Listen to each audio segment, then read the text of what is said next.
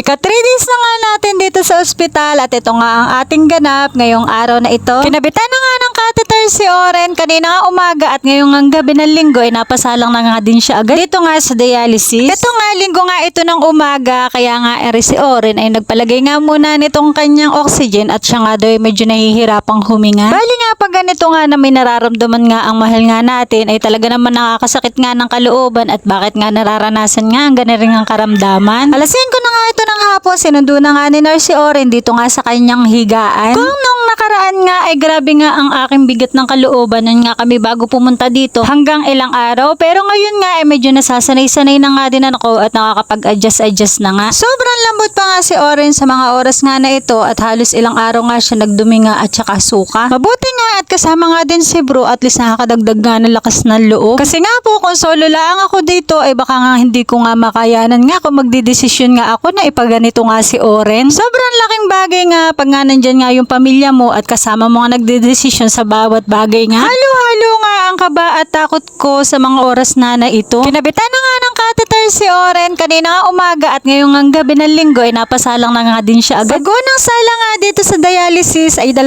oras nga lang at kalahati nga daw. Mababa pa rin nga ang hemoglobin ni Oren kaya nga ayan magsasalin nga uli ng isang bag na dugo. 3 gabi na nga akong puyat kaya nga ganito na ang aking itsura, mukha na nga ako zombie. Simula nga po kasi ng Friday ng gabi hanggang ngayon nga linggo ay gana rin nga po ang amin lagay. Isa nga din po sa dahilan kaya nga hindi ko agad na-edit itong mga vlogs na ito ay napakabigat nga ng kalooban ko at talaga hindi ako magkakaigi pag voice over nga. Nadagdagan nga ang lambot nga ni Oren at ayan nga bago nga sumala nga dito sa dialysis niya ay nagsuka pa nga. Dahil first time ko nga mga nararanasan din ito ay talaga naman ako nagkakantaranta nga kanina. Thank you nga po Lord at talagang lagi mo nga po kaming ginagabayan at binibigyan nga po ng mga tao makakasalamuhan na mababait nga tulad nga po nito ni Nurse ay napakabait nga sa amin.